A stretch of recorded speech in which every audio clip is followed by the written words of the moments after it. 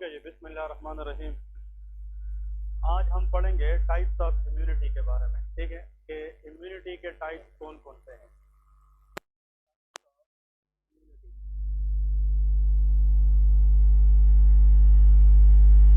Actually immunity का definition हमने पहले किया है कि it is the ability of a body to fight against pathogen, या जो बॉडी की वो एबिलिटी जिस पे हम इन्फेक्शन को रिजिस्ट करें उसको क्या कहते हैं, इम्यूनिटी।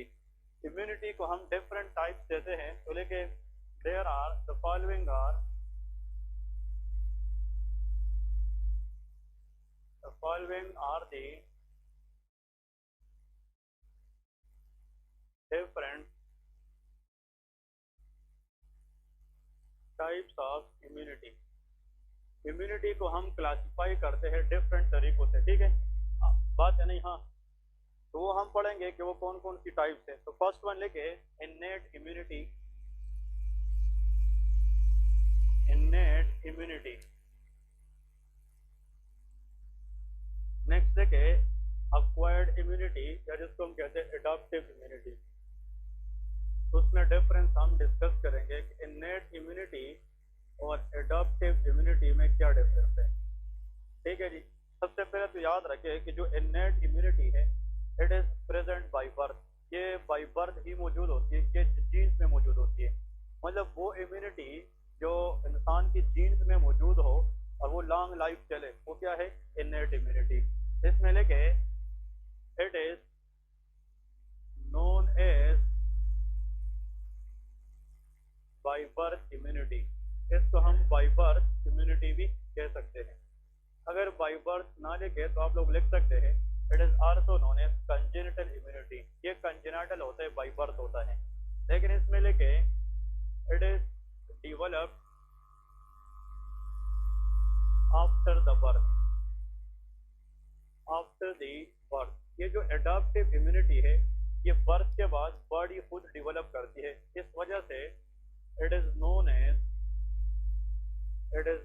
As acquired immunity. इसका दूसरा नाम क्या है, अक्वायर्ड इम्यूनिटी।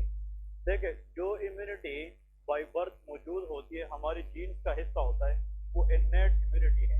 लेकिन वो इम्यूनिटी जो बर्थ के बाद बॉडी खुद बनाएगी उसको हम एक्वायर्ड इम्यूनिटी या एडॉप्टिव इम्यूनिटी कहते हैं। क्लियर है? इसमें लेके कंपोनेंट के इन्नेट इम्यूनिटी के अंदर कौन कौन से कंपोनेंट्स है, what are the different components present in innate immunity. Innate immunity के कौन कौन से कंपोनेंट्स है। तो फर्स्ट वन इज स्किन। इसमें क्या आता है, स्किन। जैसा कि skin is a protective layer of the body. हमारा जो एक्सटर्नल लार्जेस्ट ऑर्गन है दैट इज अ स्किन, और skin provide us first line immunity, और skin present by birth that is one of the part of innate immunity. Skin के बाद mucus membrane, क्योंकि देखें अगर ओरल कैविटी या nasal cavity से कोई पैथोजन अंदर जाए तो सबसे पहले वो म्यूकस मेम्ब्रेन को फेस करते हैं। अगर म्यूकस मेम्ब्रेन उसको रोके तो वो पैथोजन फिर ब्लड में एंटर नहीं कर सकता। तो mucus membrane is also one of the innate immunity. ये भी क्या है, इन्नेट इम्यूनिटी।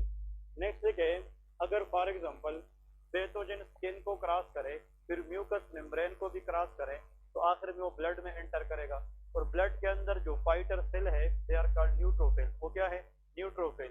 तो न्यूट्रोफिल भी इन्नेट इम्यूनिटी का हिस्सा है। ठीक है, नेक्स्ट लेके न्यूट्रोफिल। और एक और एमसीक्यूज आता है which is very important, which is a part of innate immunity, is called NK cell. इसको क्या कहते हैं, NK cell, which is natural killer cell. इसको क्या कहते हैं, नेचुरल किलर सेल।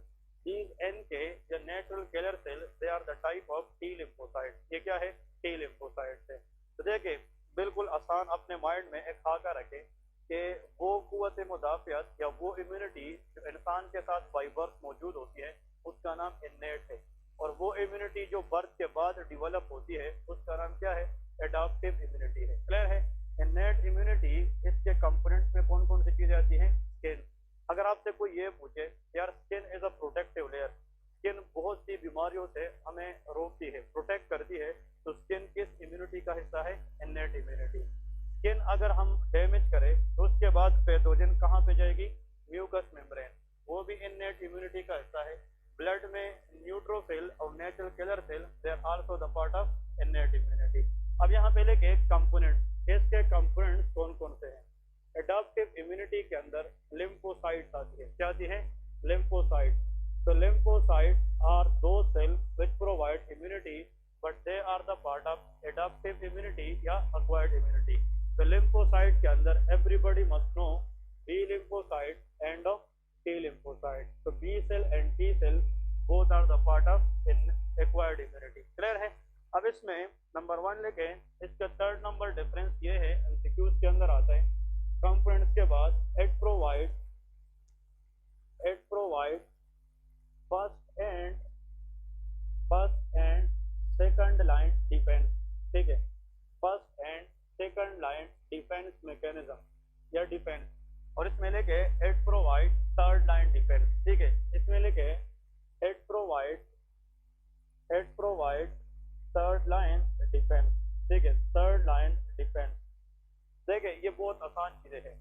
अगर किसी माइक्रो ऑर्गेनिज्म या पैथोजन ने बाहर से आकर टिश्यू को डैमेज करना है तो सबसे पहले उसको कहाँ से गुजरना होगा? स्किन से। स्किन के बाद म्यूकस मेम्ब्रेन है। तो देखिए दो बैरियर याद रखें, एक बैरियर स्किन है और एक म्यूकस मेम्ब्रेन। तो अब द क्वेश्चन कम कि first line defence mechanism is provided by dash skin and mucus membrane. फिर अगर इससे काम ना हो जाए तो फिर माइक्रो ऑर्गेनिज्म ब्लड में जाएगी। ब्लड के अंदर इसके खिलाफ कौन काम करेगा? Neutrophil and natural killer cell, they are second line defence mechanism. और अगर इससे भी काम ना हो जाए तो फिर बात लिम्फोसाइट तक पहुंचेगी। फिर या तो बी सेल काम करेगा या टी सेल। और अगर लिम्फोसाइट पैथोजन के खिलाफ काम करना शुरू करे तो उसको क्या कहेंगे? थर्ड लाइन डिफेंस मैकेनिज्म कहते हैं। क्लियर है? तो innate immunity first and second line defence में काम करती है। जो अडॉप्टिव इम्यूनिटी है ये हमारे पास थर्ड लाइन डिफेंस मैकेनिज्म में काम करती है। चौथी पॉइंट बहुत इंपॉर्टेंट है, इसमें लेके नो मेमोरी, इसकी कोई मेमोरी नहीं होती। ठीक है, मैं बता रहा हूँ कि what is the meaning of memory. जो इनेट इम्यूनिटी है it is called non specific immunity, इसकी कोई मेमोरी नहीं होती। लेकिन यहाँ पे लेके मेमोरी इज प्रेजेंट, इसमें मेमोरी प्रेजेंट होती है। अब मैं बता रहा हूँ कि मेमोरी से मुराद क्या है। देखिए अगर स्किन है, स्किन, तो स्किन किसका पार्ट है? Innate immunity. अगर स्किन आज किसी बैक्टीरिया को पकड़ ले तो कल को ये फिर इसको ये नहीं पता होता कि कल ये दोबारा आएगी। देखिए मैं आप लोग को आसान मिसाल देता हूँ। अगर स्ट्रेप्टोकोकस पायोजीन एक बैक्टीरिया है, वो स्किन एंट्रैप करे तो स्किन तो हर एक चीज को पकड़ेगी जो बॉडी को अंदर जाने की कोशिश करेगी। स्किन के पास ये इंफॉर्मेशन नहीं है कि आज मैंने किस ऑर्गेनिज्म को पकड़ी है, कल किसको पकड़ूंगा। बस ये जो भी रास्ते में आता है जो अनवांटेड हो और डेंजरस हो उसको क्या करेगा? ट्रैप करेगा। तो स्किन ये नहीं देखता कि ये वायरस है, कि ये बैक्टीरिया है, लेकिन इसने हर एक चीज को ट्रैप करना है। बात समझ गए? लेकिन अगर आज एक्स्ट्रासेल्युलर पैथोजन आ जाए तो उसके खिलाफ कौन काम करेगा? T cell. और मेनली इंट्रासेल्युलर के खिलाफ टी सेल। वही एक्स्ट्रासेल्युलर अगर कल फिर से आ जाए तो इसके बाद पहले से इंफॉर्मेशन होंगे कि नहीं कि ये ऑर्गेनिज्म कल भी आया था, तो इसको हम क्या कहते हैं? मेमोरी कहते हैं। तो जो इनेट इम्यूनिटी है इसमें मेमोरी का कंसेप्ट नहीं है, लेकिन जो बी सेल और टी सेल है इसमें मेमोरी का कंसेप्ट है। अगर मीजल वायरस आ जाए और आज इन्फेक्शन कराए और उसके खिलाफ फॉर एग्जांपल इनमें से कोई भी सेल काम करे, कल को दोबारा मीजल आ जाए तो इस सेल के पास पहले से इंफॉर्मेशन होते तो दूसरी मर्तबा ये रिएक्ट करने में ज्यादा टाइम नहीं लगाते, ये क्विक एक्ट करते हैं। क्लियर है कि नहीं? तो इनेट इम्यूनिटी के पास मेमोरी नहीं होती, लेकिन एडॉप्टिव इम्यूनिटी में क्या है? मेमोरी होती है। इस वजह से इनेट से नीचे लेके it is non specific immunity. ये क्या है? नॉन स्पेसिफिक है। तो फिफ्थ नंबर लेके नॉन स्पेसिफिक, इसका मतलब ये है कि ये ऑर्गेनिज्म की नेचर को नहीं देखता कि ये वायरस है कि बैक्टीरिया है या फंजाई, इसने हर एक ऑर्गेनिज्म को पकड़ ले रहा है। लेकिन जो एडॉप्टिव इम्यूनिटी है it is very very specific. ये स्पेसिफिक है, ये स्पेसिफिक ऑर्गेनिज्म के खिलाफ फाइट करेगी। ये हर एक ऑर्गेनिज्म के खिलाफ फाइट नहीं कर सकती, ये स्पेसिफिक ऑर्गेनिज्म के खिलाफ फाइट करेगी। ओके, अगर कोई ऑर्गेनिज्म बाहर से अंदर जाना चाहे और वो स्किन पकड़ ले तो ये कौन सा इम्यूनिटी है? इनेट। ये जल्दी काम करेगा कि स्लो? यहाँ पे लेके रैपिड एक्शन। लेकिन अगर कोई ऑर्गेनिज्म अंदर जाए और उसके खिलाफ या बी सेल काम करे या टी सेल, तो बी सेल मेच्योर होगा, प्लाज्मा सेल में कन्वर्ट होगा। प्लाज्मा सेल क्या बनेगी? एंटीबॉडीज, और वो फाइट करेगी ऑर्गेनिज्म के खिलाफ। इस पूरे प्रोसेस के अंदर एक खास टाइम लगेगा कि नहीं, इसलिए adaptive immunity is slow onset but innate immunity is rapid onset. यहाँ पे नेक्स्ट इसकी 6 नंबर डिफरेंशिएशन लेके ये रैपिड एक्शन होता है, मतलब इसको काम करने में टाइम ज़्यादा नहीं लगता, लेकिन बी या टी सेल को एक्टिवेट करना फिर उसके काम करने में टाइम लगेगा, इसमें लिखे स्लो एक्शन, ये स्लो ऑनसेट होता है, तो उसका एक्शन क्या होता है, ये स्लो होता है। ठीक है जी। नेक्स्ट पॉइंट इसमें एक रैपिड ऑनसेट है और एक क्या है, स्लो ऑनसेट एक्शन है। तो एक्चुअली पॉइंट ये है कि एडाप्टिव इम्यूनिटी इसमें कौन से सेल काम करेंगे, B cell and T cell. अब जो इम्यूनिटी बी सेल देगी वो ह्यूमरल इम्यूनिटी है, और जो इम्यूनिटी टी सेल देगी वो सेल मीडिएटेड है, और वो हमने ऑलरेडी पढ़ी है। जो ह्यूमरल इम्यूनिटी और सेल मीडिएटेड इम्यूनिटी है, these are the sub types of adaptive immunity. Clear है? याद है ना, बी सेल और टी सेल में हमने डिफरेंस देखा था, और उसमें ये बात मैंने की थी कि बी सेल ह्यूमरल इम्यूनिटी देता है और T cell cell mediated immunity देता है। तो ये दोनों किसके एग्जाम है, एडाप्टिव इम्यूनिटी के हैं। ये जनाब इसके दरमियान मेन डिफरेंसेस है। तो देखें, ऐसा इम्यूनिटी या ऐसा कुव्वत मुदाफ़ियत जो इंसान के साथ बाई बर्थ आता है वो क्या है, इन्नेट है, और जो बर्थ के बाद डिवेलप होता है उसका नाम एडाप्टिव है। क्लियर है? अब देखें, बर्थ से ही हमारे बॉडी में स्किन है, अब इसने पूरी जिंदगी काम करना है। जब स्किन नॉर्मल हो तो उसने बाहर से ऑर्गेनिज्म को अंदर जाने नहीं देना है, लेकिन अगर एक ऑर्गेनिज्म अंदर जाए तो फिर उस पर डिपेंड करते वक्त बी सेल या टी सेल डिसाइड करेगी कि अगर वो बाहर से सेल को डैमेज करेगा, एक्स्ट्रा सेलुलर पैथोजन होगा तो बी सेल एक्टिवेट होगा, और अगर वो सेल को अंदर से डैमेज करेगा तो टी सेल। तो बी और टी सेल स्पेसिफाई करता है कि ऑर्गेनिज्म की नेचर क्या है।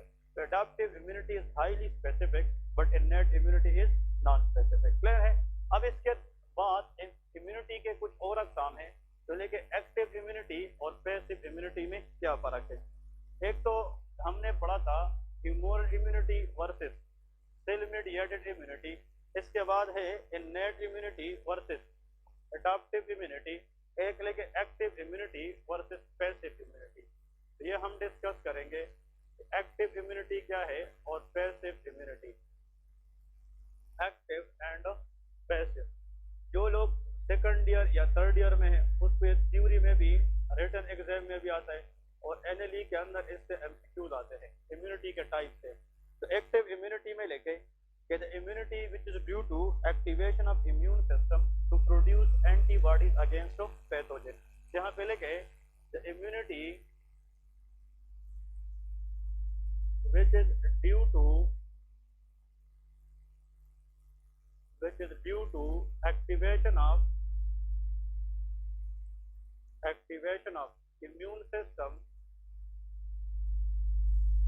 immune system to produce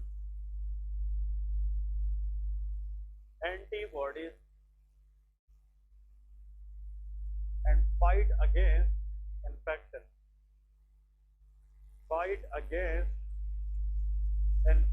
देखिए, इसका मतलब ये है कि अगर बाहर से कोई पैथोजन आ जाए, कोई भी पैथोजन चाहे बैक्टीरिया हो या वायरस हो, और वो पैथोजन बॉडी के अंदर जाकर हमारी किस चीज़ को एक्टिवेट करे, इम्यून सिस्टम को एक्टिवेट करे, और वो इम्यून सिस्टम एक्टिवेशन के बाद क्या प्रोड्यूस करे, एंटीबॉडीज, और वो उस पैथोजन के खिलाफ फाइट करें, तो ऐसे इम्यूनिटी को हम एक्टिव इम्यूनिटी। इसका मतलब ये है कि इस इम्यूनिटी के अंदर इम्यून सिस्टम एक्टिवली इन्वॉल्व होता है, क्योंकि वो क्या बनाएगी, एंटीबॉडीज बनाएगी।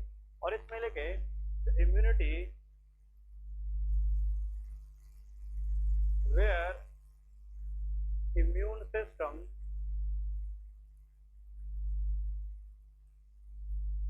is not activated but achieved through preform antibody. Clear है? Through preform antibody. इसका मतलब यह है अगर पहले से ब्लड में एंटीबॉडी पड़ी हुई हो और वो जाकर फाइट करे इन्फेक्शन के खिलाफ, उसका नाम क्या है, पैसिव इम्यूनिटी है। भाई आसान मिसाल है, अगर फॉर एग्जांपल ऑर्गेनिज्म अंदर चला जाए और वो ऑर्गेनिज्म इम्यून सिस्टम एक्टिवेट करे अपने खिलाफ, और वो क्या बनाए, एंटीबॉडीज बनाकर उस ऑर्गेनिज्म को डैमेज करे, तो वो क्या है, एक्टिव इम्यूनिटी। अगर हम किसी बंदे को पहले से एंटीबॉडी इंजेक्ट करें और उसको इन्फेक्शन हो जाए तो उसमें फिर इम्यून सिस्टम एक्टिवेट नहीं होगा, क्योंकि पहले से जो पड़ी हुई एंटीबॉडी है वो इन्फेक्शन के खिलाफ फाइट करेगी। ऐसे इम्यूनिटी को हम क्या कहेंगे, पैसिव इम्यूनिटी के। जिस तरह के आईजीजी मदर से किधर जा रही है, फीटस में, तो फीटस में अगर बर्थ के बाद इन्फेक्शन हो 6 महीने के अंदर अंदर, तो उसका अपना इम्यून सिस्टम इन्वॉल्व नहीं होता, जो मेटरनल प्री फॉर्म आईजीजी है वो जाकर फाइट करेगी, that is passive immunity. Clear है। अब एक्टिव इम्यूनिटी में लेके इसकी ऑनसेट क्या है, सेकंड नंबर लेके इट इज स्लो ऑनसेट। ये क्या होता है, स्लो ऑनसेट। वजह क्या है, क्योंकि ऑर्गेनिज्म जब आता है immune system activation antibody production में टाइम लगता है, तो जब इम्यून सिस्टम एक्टिवेट होगा वो एंटीबॉडीज बनाएगा और वो फिर ऑर्गेनिज्म के खिलाफ फाइट करेगा, उसमें अच्छा खासा टाइम लगता है। वे क्या है, स्लो ऑनसेट। और जिसके ब्लड में पहले से एंटीबॉडी पड़ी हो उसको फाइट करना जल्दी होता है, यहाँ पे लेके rapid onset. It is rapid या फास्ट ऑनसेट। बात समझ गए कि नहीं, ये फास्ट ऑनसेट या रैपिड ऑनसेट, क्योंकि इसमें पहले से एंटीबॉडी पड़ी होती है। नेक्स्ट थिंग है another is it is long lasting. ये क्या होता है, लॉन्ग लास्टिंग। इसका मतलब ये है कि एक्टिव इम्यूनिटी को स्टार्ट होने में टाइम जरूर लगता है, लेकिन once it activated it will be remain long lasting, ज्यादा देर तक रहती है, लेकिन इट इज शॉर्ट लास्टिंग। ये क्या होता है, शॉर्ट लास्टिंग। ये कम टाइम तक रहती है, तो it is always short lasting. ये शॉर्ट लास्टिंग में जाती है। तो one is long lasting, another is short lasting. मैं यहाँ पे अगर फॉर एग्जाम्पल देखें, इसकी एग्जाम्पल लेके इम्यूनिटी अगेंस्ट, हाँ जी, नेचुरल इन्फेक्शन। इसका मतलब क्या है, अगर आम बंदे को कोई इन्फेक्शन हो तो उसके खिलाफ हमारा कौन सी चीज एक्टिवेट होगी, इम्यून सिस्टम। नेचुरल इन्फेक्शन के खिलाफ जो हमारी बॉडी इम्यूनिटी देती है उसका नाम क्या है, एक्टिव इम्यूनिटी है। और यहाँ पे लेके इसके एग्जांपल मैटरनल आईजीजी लिख सकते हैं कि नहीं, maternal IgG in newborn for how many month, very good, 6 month. ठीक है, बुक वाले कहते हैं 3 to 6 मंथ, लेकिन मैक्सिमम इसका टाइम कितना है, 6 मंथ है। और नेक्स्ट देखिए maternal IgA in the breast milk, लिख सकते हैं कि नहीं, maternal IgA in breast milk, मतलब जो लैक्टेटिंग मदर होती है वो ब्रेस्ट मिल्क के जरिए बच्चे को कौन सी एंटीबॉडी दे रही है, IgA, and this IgA will present in the baby.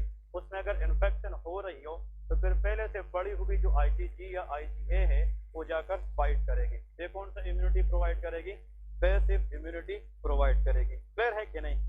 So these are the most important differences between active immunity and of passive immunity. Clear है। अब इसके बाद नेक्स्ट जो इम्पोर्टेंट टॉपिक है that is grafting. What is meant bye grafting. Grafting से भी एक sure MCQs आता है और इसके डेफिनेशन सिर्फ आते हैं कि डेफिनेशन और सिर्फ एग्जांपल वो याद रखना है कि what is meant bye grafting और इसके टाइप्स कौन कौन से हैं। ठीक है, तो ग्राफ्टिंग में लिखे taking organ or part of organ from one person and donate into the other person, that is called grafting। यहाँ पे लेके taking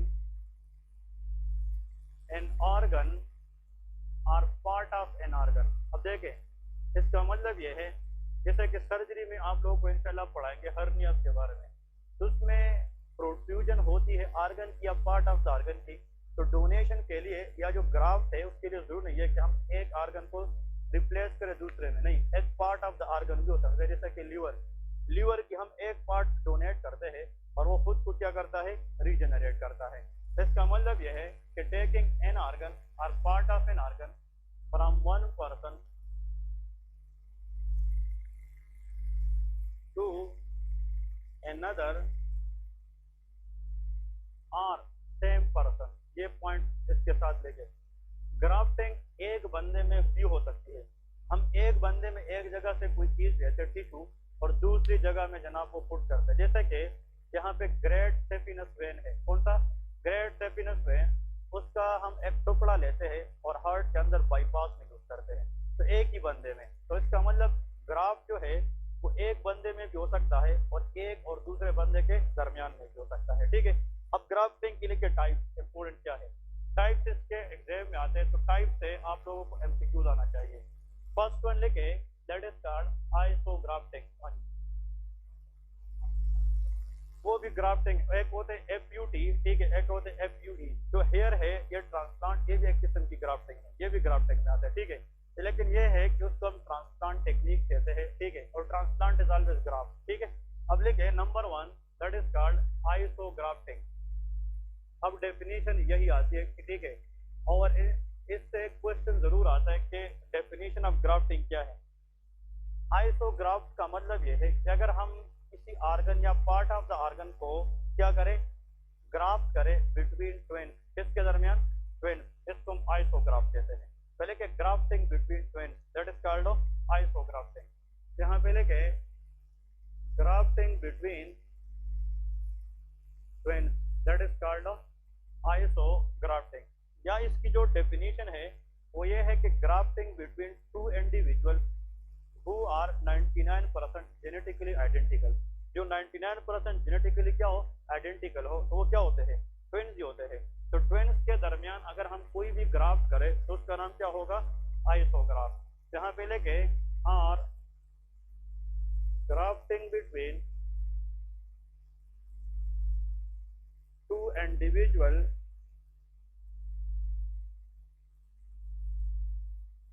who are 99% genetically identical, that is called isographic, ठीक है। ओके, इसमें याद रखना है जो ट्विन है, मोनोजाइगोटिक ट्विन या डाइजाइगोटिक ट्विन, ये जो बात कर रहे हैं पैटर्नल या जो आइडेंटिकल होते हैं, एक्चुअली ट्विन्स के अंदर हम ग्राफ्ट में तब बात करते हैं जब वो जेनेटिकली 99% सेम हो। अब ये क्यों होता है, क्योंकि जितना आप क्लोज रिलेटिव से ग्राफ्ट करेंगे उतना रिजेक्शन के चांसेस कम होते हैं। इसका मतलब ये है कि अगर ये क्वेश्चन आ जाए कि the least risk of rejection between graft, ये किस में होता है, वो ट्विन्स में होता है। ये जो आप कहते हैं पैटर्नल, वो अलग चीजें हैं, ये उन ट्विन्स की बात करते हैं जो 99% जेनेटिकली क्या होते हैं, सेम होते हैं, ठीक है जी। अब यहाँ पे नेक्स्ट लिखे अनदर इज एलोग्राफ्ट। एक क्या होता है, allograft. Anyone can define what is allograft? Allograft का मतलब ये है it is the grafting between two individual of the same species, किसके दरमियान, सेम स्पीशीज के दरमियान। अब यहाँ पे सेम स्पीशीज से मुराद ये है कि ह्यूमन टू ह्यूमन, क्या है, ह्यूमन टू ह्यूमन या एनिमल टू एनिमल। इसका मतलब ये है कि अगर हम ग्राफ्ट करें दो इंडिविजुअल के दरमियान, लेकिन उन दोनों की स्पीशीज क्या हो, सेम। अब देखें जैसे कि पर्सन ए और पर्सन बी, इन दोनों की स्पीशीज तो ह्यूमन है, लेकिन दोनों की जेनेटिक आइडेंटिकल नहीं है। जेनेटिक आइडेंटिकल होना वो ट्विन्स में आता है, लेकिन स्पीशीज तो हम सबका सेम है, लेकिन जेनेटिकल आइडेंटिकल हम सब नहीं है। क्लियर है? तो यहाँ पे लेके grafting between two individual of the same species, ठीक है। लास्ट टाइम क्वेश्चन में आता कि देख इस तरह का एक केस दिया था कि पिग है, उसका कोई इस तरह कोई इन लोगों ने सिनेरियो दिया था और इसमें हमने ट्रांसप्लांट की है नेक्स्ट पिग से। तो पिग और पिग ये तो स्पीशीज सेम है ना, एनिमल है, चाहे वो एनिमल टू एनिमल दे दे या ह्यूमन टू ह्यूमन दे दे, या एक बंदा है, मतलब ये है कि फॉर एग्जांपल मिस्टर अली, ठीक है, having diagnose for CKD, chronic kidney disease, और इसने फिर जनाब अपनी वाइफ से किडनी ली है फॉर एग्जांपल, सब स्पीशीज तो सेम है लेकिन जेनेटिकली वो एक दूसरे से डिफरेंट है। तो ये कौन सा ग्राफ्टिंग हो रही है, एलोग्राफ्ट। चाहे लिवर ट्रांसप्लांट आ जाए, किडनी ट्रांसप्लांट आ जाए, लेकिन as far as there is no twin, so we will put the heading that should be allograft, ठीक है। अब यहाँ पे फॉर एग्जांपल लेके ह्यूमन टू ह्यूमन या एनिमल टू एनिमल, ठीक है, human to human, that is called allograft. इसके बाद नेक्स्ट देखे ऑटोग्राफ्ट। ऑटोग्राफ्ट, ठीक है, ऑटो मीन सेल्फ, ऑटो का मतलब क्या है, सेल्फ। इसमें लेके it is also known as self grafting. इसका दूसरा नाम क्या है, सेल्फ ग्राफ्टिंग। इसका मतलब grafting in the same individual, एक जगह से हम कोई पीस ले और उसी बॉडी में दूसरी जगह लगाए तो क्या कहते हैं, ऑटोग्राफ्ट। तो ऑटोग्राफ्ट को हम सेल्फ ग्राफ्टिंग भी कहते हैं, ठीक है, that is also known as self grafting. इसमें लेके grafting of tissue in the same individual, in the same individual, that is known as a autograph। Exam में इस तरह आता है कि अगर ग्रेट सेफिनस वेन हम ले लें और कोरोनरी आर्टरी बाईपास में यूज करें एक ही बंदे में, तो ये क्या है, ऑटोग्राफ्ट है। कभी कभार बर्न कंडीशन आते हैं, फेस पूरा का पूरा जल जाता है, फिर प्लास्टिक सर्जरी के जरिए हम कभी कभार टाई की फेशिया लेते हैं और फेस के ऊपर डालते हैं, प्लास्टिक सर्जरी में ये भी क्या है, ऑटोग्राफ्ट है। मतलब एग्जाम में चाहे सर्जरी कोई भी हो या टेक्निक कोई भी हो, लेकिन इंडिविजुअल एक होगा, एक बंदे के एक पार्ट से हम कोई चीज देंगे और उसी बंदे में दूसरी पार्ट पे ग्राफ्ट करेंगे, तो कौन सा होगा, ऑटोग्राफ्ट। आखिर में लिखे xenograft, what is meant by xenografting, ठीक है। जीनोग्राफ्ट का मतलब grafting between two individual of different species, इसको क्या कहते हैं, जीनोग्राफ्ट। जीनो का मतलब है डिफरेंट, यहाँ पे लेके grafting between individual of what, different species, that is called xenograft. जैसे किराए पे काम किया जाता है, लेकिन कुछ एनिमल टिश्यूज है कि वो ह्यूमन में फिट हो सकती है, क्लियर है कि नहीं, लेकिन पाकिस्तान में एशियन कंट्रीज के अंदर ये बहुत कम है, ठीक है। यहाँ पे लेके फॉर एग्जांपल इसमें लेके एनिमल टू ह्यूमन या ह्यूमन टू एनिमल, तब इन दोनों की स्पीशीज एक दूसरे से क्या है, डिफरेंट है। अगर एनिमल से कोई टिश्यू लेकर ह्यूमन में हम ग्राफ्ट करें, वैसे ग्राफ्टिंग को हम क्या कहते हैं, जीनोग्राफ्ट कहते हैं, क्लियर है जी। ये चार चीजें हैं, उनमें से एक क्वेश्चन पक्का है, ठीक है, जरूर आता है एग्जाम के अंदर, वो आप लोगों को एक सिनेरियो देगा और उसकी बेस तो आप लोगों से ग्राफ्टिंग पूछेगा, क्लियर है। लेकिन जो हम कोई ग्राफ्ट करते हैं या ट्रांसप्लांट करते हैं, उससे पहले हम दो चीजें चेक करते हैं कि ब्लड ग्रुपिंग क्या है, और दूसरी बात HLA मैचिंग चेक करते हैं। HLA stand for human leukocyte antigen, we will discuss this. जितना HLA आपस में ज्यादा मैच होगा रिसिपिएंट और डोनर के दरमियान, उतने ऑर्गन रिजेक्शन के चांसेस कम होते हैं, ठीक है जी। तो ये जनाब ग्राफ्टिंग है, प्लीज याद रखे एग्जाम में जो आता है।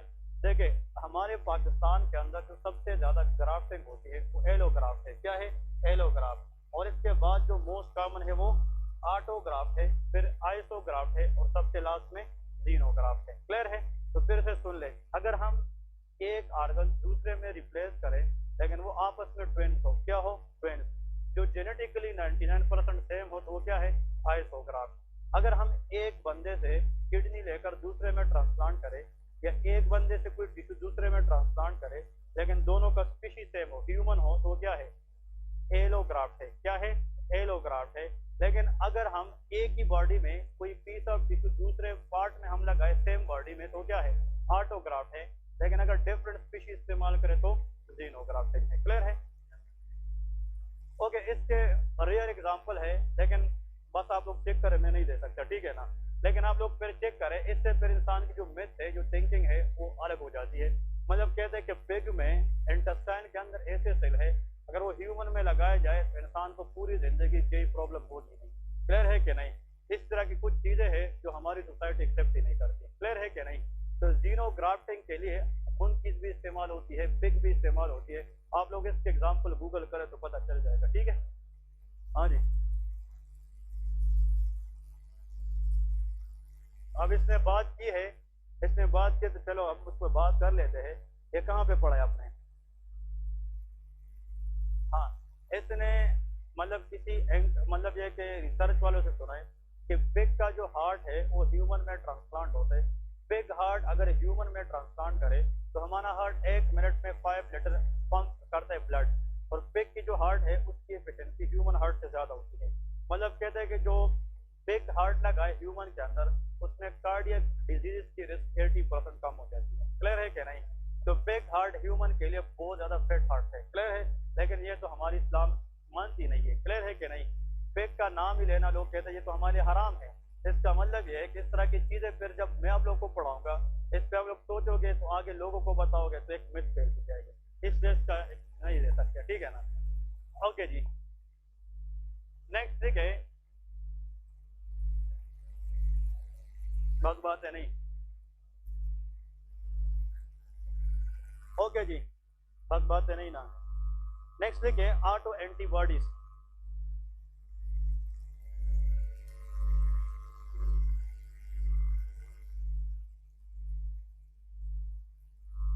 Auto antibodies, auto mean self, antibodies mean protein. लेकिन antibodies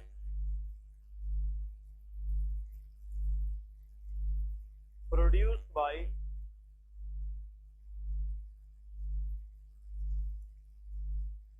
own immune system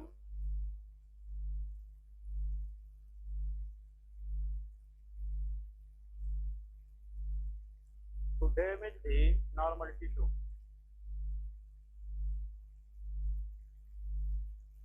That is known as auto antibodies. और ऑटो एंटीबॉडीज की वजह से जो टिश्यू डैमेज होती है, जिससे जो डिजीज जन्म लेती है, उसको ऑटो इम्यून डिजीज कहते हैं। ठीक है, अब इधर इन लोगों ने कुछ ऑटो एंटीबॉडीज और इसकी डिजीजेस मेंशन की हैं जो बहुत इंपॉर्टेंट है, वो डिस्कस करेंगे। ऐसा अगर यहाँ पे एक टेबल ड्रा करते हैं, इस साइड पे लेके auto antibodies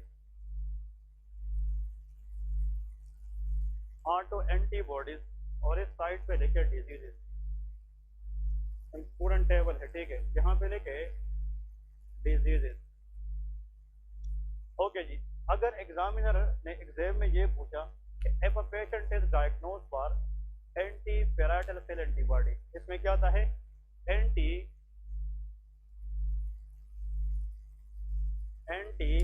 parietal cell antibody. पहले तो मुझे आप लोग ये बताएं कि पैराइटल सेल कहाँ पे होता है? हाँ, उस्मान बताएगा पैराइटल सेल कहाँ पे होता है। एक मिनट उस्मान, पैराइटल सेल कहाँ पे होता है? स्टमक के अंदर होता है। कहाँ पे? स्टमक। हाँ, इस्लाम बताए इसका काम क्या है पैराइटल सेल का? एक मिनट आप बताए भाई, पैराइटल सेल का काम क्या है स्टमक में? आप बताए, जो बातें वाले आप बताए। हाँ, पैराइटल सेल फंक्शन क्या है स्टमक में? एक मिनट हाँ, आप बताए। याद रखे, पैराइटल सेल का काम है HCl प्रोड्यूस करना और इंट्रिंसिक फैक्टर प्रोड्यूस करना। ये दो काम करते हैं, इंट्रिंसिक फैक्टर और फिर से सुन ले। Hello, parietal cell in the stomach produce two things, HCl and intrinsic factor. HCl का काम गैस्ट्रिक एसिडिटी मेंटेन करना और इंट्रिंसिक फैक्टर का काम यह है कि ये विटामिन B12 को एब्जॉर्ब करता है। याद है कि नहीं? अब अगर हमारी बॉडी में एबनॉर्मल एंटीबॉडीज प्रोड्यूस हो जाए और वो किसको डैमेज करे? पैराइटल सेल, तो इंट्रिंसिक फैक्टर आएगा? नहीं आएगा। जब इंट्रिंसिक फैक्टर नहीं आएगा तो किस चीज की एब्जॉर्प्शन नहीं होगी? Vitamin B12। It lead to anaemia which is known as pernicious anaemia. इसको क्या कहते हैं? Pernicious, which is a type of megaloblastic anaemia. Clear है? ये एग्जाम में आता है कि what is pernicious anaemia? It is a autoimmune condition in which abnormal antibodies are produced again with parietal cell. ठीक है, और जो पर्नीशियस अनीमिया है, इसमें किस विटामिन की डेफिशिएंसी होती है? Vitamin B12। ठीक है,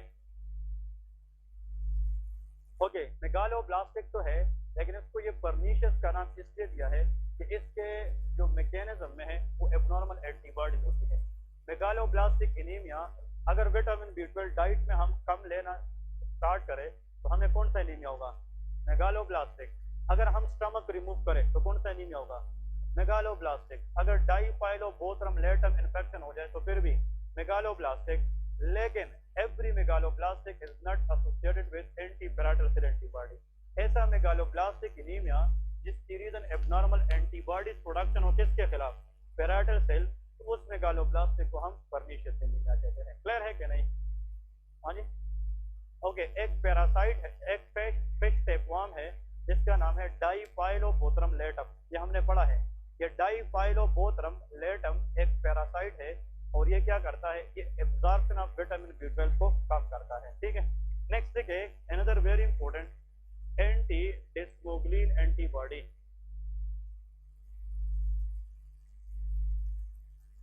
एंटी डिस्मोग्लिन एंटीबॉडी ये किस कंडीशन के अंदर पॉजिटिव होती है? हाँ, ये कल हमने नहीं पढ़ा क्लिनिकल में। एंटी डिस्मोग्लिन एंटीबॉडी, शाबाश। हाँ, very good. It is positive in a condition known as pemphigus vulgaris. ये कल हमने डर्मा में पढ़ा था ना, पेम्पिगस वल्गेरस। ठीक है, इधर देखिए, पेम्पिगस वल्गेरस। बेसिक वाले सिर्फ इसका इतना याद रखें कि जो स्किन है, इसका जो आउटर मोस्ट लेयर है दैट इज कॉल्ड एपिडर्मिस। क्या है? एपिडर्मिस, और एपिडर्मिस के अंदर जो सबसे अबंडेंट सेल है इट इज केराटिनोसाइट। क्या होते हैं? केराटिनोसाइट। और केराटिनोसाइट का काम क्या प्रोड्यूस करना? केराटिन प्रोड्यूस करना। दो बातें, the outermost layer of the skin is called epidermis which consist of which cell? Keratinocyte. उस केराटिनोसाइट को एडहेयर रखना, अटैच रखना, that is the function of desmoglein. अगर डिस्मोग्लिन के खिलाफ एंटीबॉडी बने तो फिर स्किन की एपिडर्मिस जो है वो लूज हो जाएगी।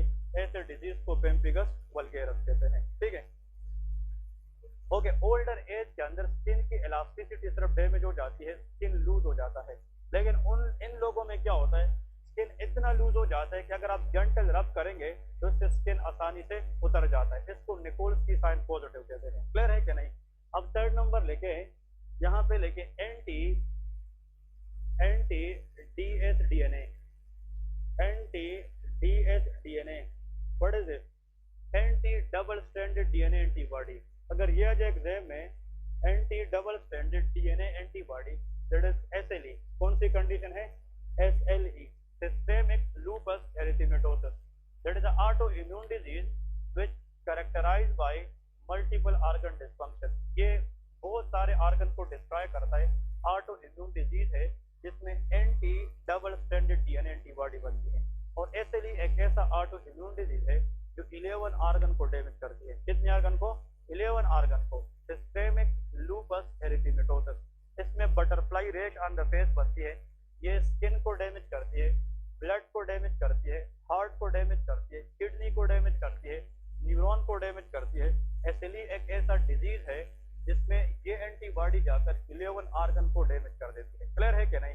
We will discuss this also in detail later in musculoskeletal system. ठीक है, so SLE stand for systemic lupus erythematosus. Clear है? नेक्स्ट देखें, एंटी हिस्टोन एंटीबॉडी। क्या है? Anti histone antibody. क्या बात? Anyone in the class? जो एंटी हिस्टोन है, याद रखे नहीं, दैट इज, याद रख, वो तो एंटी हीमिडिस्मोसोम है। एंटी हिस्टोन याद रखे, ड्रग इंड्यूस एसएलई। ये किस में होता है? Drug induce SLE. क्लियर है? हाँ जी, एक मिनट यार, हमजा बताए। हमजा, एसएलई क्या है? ये कौन सा डिजीज है? इन्फेक्शियस है कि ऑटो इम्यून है? ऑटो इम्यून है। मैं कहता हूँ कि अगर एबनॉर्मल एंटीबॉडीज बन जाए तो ऑर्गन को डैमेज करेगी, 11 ऑर्गन, जिसको क्या कहते हैं? एसएलई। कभी कभार ऑटो इम्यून डिजीज नहीं होता, हम ड्रग्स देते हैं और उस ड्रग का साइड इफेक्ट ऐसा होता है कि वो किस जैसा डिजीज करा सकती है? एसएलई। अगर किसी को ऑटो इम्यून डिजीज की वजह से एसएलई हुआ है तो उसका एंटीबॉडी एंटी डीएस डीएनए है। लेकिन अगर किसी को एसएलई सिम्टम आए हैं लेकिन किस वजह से?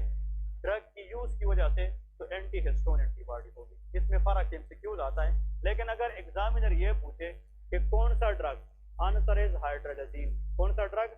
Hydralazine is anti hypertensive. ये वो ड्रग है जो हाई ब्लड प्रेशर को कम करती है। ये हाई ब्लड प्रेशर मरीज यूज करता है, लेकिन इस ड्रग का साइड इफेक्ट ये है कि ये कौन सी डिजीज लाइक सिम्टम कराती है? एसएलई। Number 2, isoniazid. कौन सा ड्रग? Isoniazid, use in the treatment of TB. ये टीबी में यूज होता है। अगर इसकी डोज को हम बढ़ाएं तो ये भी कौन सा सिम्टम करा सकता है? SLE like symptom. और इनका मेन सिम्टम ये है कि फेस के ऊपर बटरफ्लाई रेश कराता है। क्या कराता है? बटरफ्लाई रेश। कोई भी बंदा गूगल से बटरफ्लाई रेश सर्च करे और उसको फिर ग्रुप में डाले ताकि सब उसको देख ले, बिल्कुल एग्जैक्टली इस तरह की रेड रेश आती है जिस तरह के बटरफ्लाई हो। क्लियर है? और इसको मेलर रेश भी कहते हैं। क्या? मेलर रेश। और नेक्स्ट है प्रोकेनामाइड। कौन सा drug? Procainamide. Procainamide is a sodium channel blocker used in the treatment of arrhythmias. ये किस में यूज होता है? एरिथमियाज के अंदर। और लास्ट में लेके अल्फा मीटाइल डोपा। कौन सा ड्रग? Alpha methyldopa. This is the drug of choice for hypertension in pregnancy. ये किस में देते हैं? प्रेग्नेंट फीमेल में अगर बीपी हाई का इशू हो तो कौन सा ड्रग दे सकते हैं? Alpha methyldopa. लेकिन अगर इसकी डोज हम बहुत बढ़ाएंगे तो फिर ये भी मेलर रेश करा सकती है। एमसीक्यूज याद रखें, अगर किसी को मेलर रेश है, बात सुने, मतलब यहाँ पे बटरफ्लाई रेश है और उस बंदे के जोड़ों में दर्द है, तो आपके जहन में आना चाहिए यार इस पेशेंट को क्या है? एसएलई। तो आप कौन सा एंटीबॉडी चेक करोगे? Anti DS DNA. अब वो सीरम में नेगेटिव है फिर भी उसको एसएलई लाइक सिम्टम है, फिर आप उससे ये पूछे कि आप कोई अद्वियात तो इस्तेमाल नहीं कर रहे, अगर उनमें से आप वो कोई भी ड्रग ले रहा है तो फिर उसका कौन सा टेस्ट करना चाहिए, एंटीहिस्टोन एंटीबॉडी। क्लियर है कि नहीं, ये बहुत इंपॉर्टेंट है। जो एंटी डीएसडीएनए है ये एसएलई के लिए इसके नीचे लेके स्पेसिफिक है, क्या है, स्पेसिफिक है। मतलब अगर ये आ जाए तो हम स्पेसिफिकली कहेंगे इस पेशेंट को क्या है, एसएलई प्रॉब्लम है। नेक्स्ट है another very important antibodies that is remember by you guys, that is anti-gliadin antibody। एक क्या होता है, anti-gliadin antibody, anti-gliadin antibody। anyone in which condition this antibody is positive, celiac disease। ये किस में positive होता है, celiac disease, नाम सुना है क्या नहीं। celiac disease is a condition characterized by malabsorption of feed containing diet. इसमें जो भी लोग गंदम वाली चीज खाते हैं उसके बाद डायरिया हो जाता है, जैसा कि मिल्क लेने के बाद डायरिया लैक्टोज इंटॉलरेंस है, इस तरह वीट कंटेनिंग डाइट के बाद डायरिया का हो जाना that is called of coeliac disease. Coeliac disease एक ऐसा ऑटो इम्यून डिजीज है, ये स्मॉल इंटेस्टाइन की उस पार्ट को डैमेज करता है जहाँ से वीट एब्जॉर्ब होता है। जिस तरह गंदम वाली रोटी बंदा खाए तो उसकी एब्जॉर्प्शन जहाँ से होती है सीलियक डिजीज में वो डैमेज हो जाती है। तो अगर गंदम वाली रोटी बंदा खाए और वो अब्जॉर्ब ना हो जाए तो इंटेस्टाइन में रहेगी, और वही वीट जो है इंटेस्टाइन के अंदर नियर बाई सेल से क्या ड्रा करेगी, वाटर, और वो डायरिया का शिकल इख्तियार कर लेगी। क्लियर है। तो coeliac disease is a malabsorptive disease of feed containing diet characterized by which antibody, antigliadin antibody, या ब्रैकेट में लेके एंटी एंडोमाइसियल एंटीबॉडी। इसका मतलब ये दोनों इसमें आते हैं सीलियक डिजीज में, दोनों का मीनिंग सेम है। और ये क्वेश्चन में बार बार आता है कि वीट कंटेनिंग डाइट के बाद डायरिया का हो जाना, you think about coeliac disease, which antibody should be test in the serum, antigliadin antibody or, हाँ जी, और व्हाट इज दिस, ये भी नाम सुना होगा शायद, ट्रांस टिश्यू, हाँ जी, glutaminase antibody. What is this, बताए शाबाश, trans tissue glutamine, T for trans, T for tissue, G for glutaminase antibody, TTG antibody is the third name of anti-gliadin antibody, इसका तीसरा नाम है। तो anti-gliadin antibody, anti-endomysial antibody या trans tissue glutaminase antibody, इन तीनों में से कोई भी नाम आ जाए तो जहन में आना चाहिए कि इस बंदे को कौन सा डिजीज है, सीलियक डिजीज है। इसका ट्रीटमेंट क्या है, सीलियक डिजीज बंदा पूरी जिंदगी वीट कंटेनिंग डाइट नहीं खाएगा, वो राइस पे गुजारा करेगा और मतलब वीट फ्री डाइट खाएगा। बहुत सारे अभी आप बड़े बड़े मार्ट में जाएंगे, इस तरह लैक्टोज फ्री मिल्क आता है, तो इस तरह वीट फ्री डाइट भी आता है, उसको वीट नहीं लेना है, वीट जब भी लेगा तो उसको क्या हो जाएगा, डायरिया हो जाएगा। क्लियर है। इसके बाद नेक्स्ट है TSH रिसेप्टर एंटीबॉडी। क्या है, TSH receptor antibody, what is this, thyroid stimulating receptor antibody, thyroid stimulating hormone receptor antibody can cause Graves disease। which disease, Graves disease, ये भी आप लोगों को पता होना चाहिए। Graves disease is an autoimmune disease which is characterized by increased T3 and T4, so this is called hyperthyroidism। ये क्या कराता है, hyperthyroidism।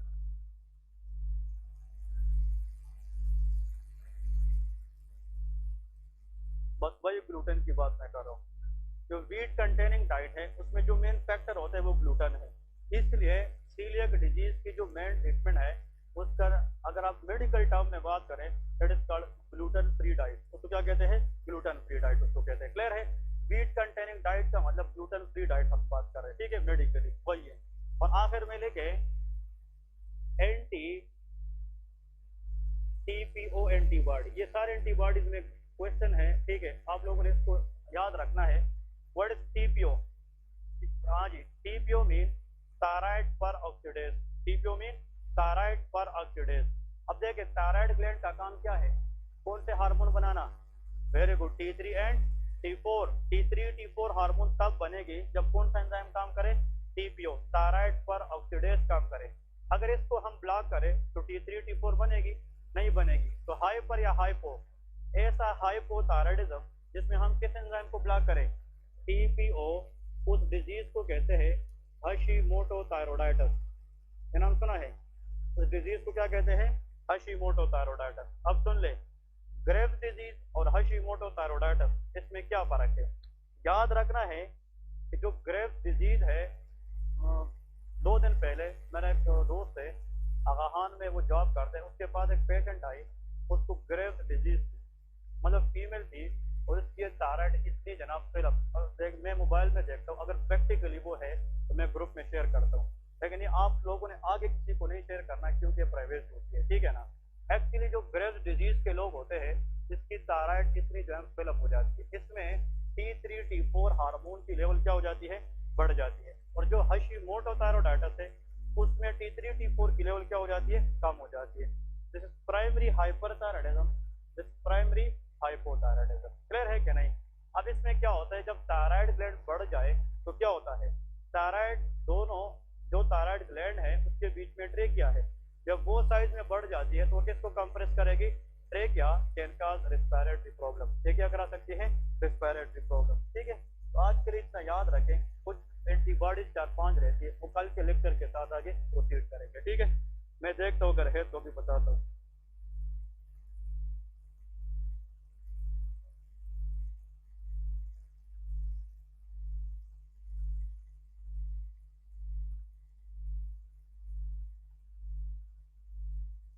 हाँ जी, ग्रुप में आ जाए शाबाश।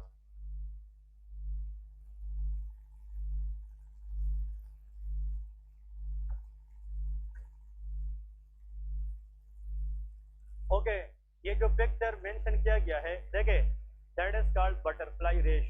तो क्या कहते हैं, बिल्कुल बटरफ्लाई जैसा रेश है कि नहीं, इसको मेलर रेश भी कहते हैं। सचपाल के तरह है क्लास में और उसने ठीक किया है, क्लियर है कि नहीं। दैट इज बटरफ्लाई रेश, that is classically seen in SLE. ये किसमें होता है, एसएलई। तो अगर इस तरह की रेश आ जाए और बंदा ज्वाइंट पेन मसल पेन के साथ आ जाए तो ये एंटीबॉडी चेक करनी है, अगर ये नेगेटिव है तो फिर इस रेश के साथ ये एंटीबॉडी चेक करनी है, शायद ये ड्रग की वजह से हो। ओके, एक दो बातें याद रखें। The most common organ which is affected in SLE, kidney. क्या है, kidney. The common cause of death in SLE is renal failure. क्या है, रीनल फेलियर। और जो most common cause of SLE organ है डैमेज, वो क्या है, ब्रेन। अगर मजे की बात यह है, अगर किसी को एसएलई हो जाए लेकिन उसकी रीजन ऑटो इम्यून डिजीज हो ना हो, क्या चीज हो, ड्रग्स हो, ड्रग्स की वजह से जो एसएलई होता है उसमें किडनी और ब्रेन इन्वॉल्व नहीं होता। तो kidney and brain are spared if SLE is caused due to drug.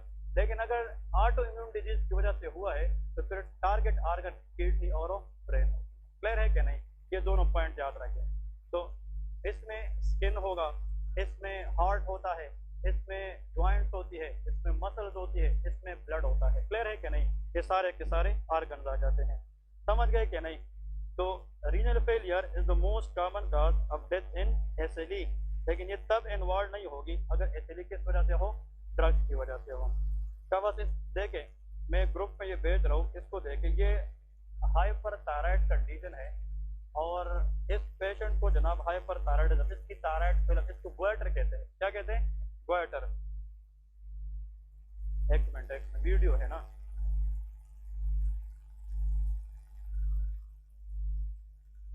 Open हो गया।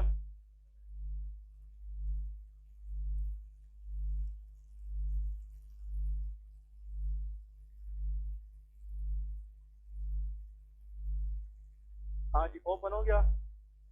अब इसको ओपन करें, ये बिल्कुल लाइव जो पेशेंट है, सही प्रैक्टिकल। अब देखिए 2 दिन पहले उसके पास एक पेशेंट आए थे तो उसने मुझे बताया है, ठीक है।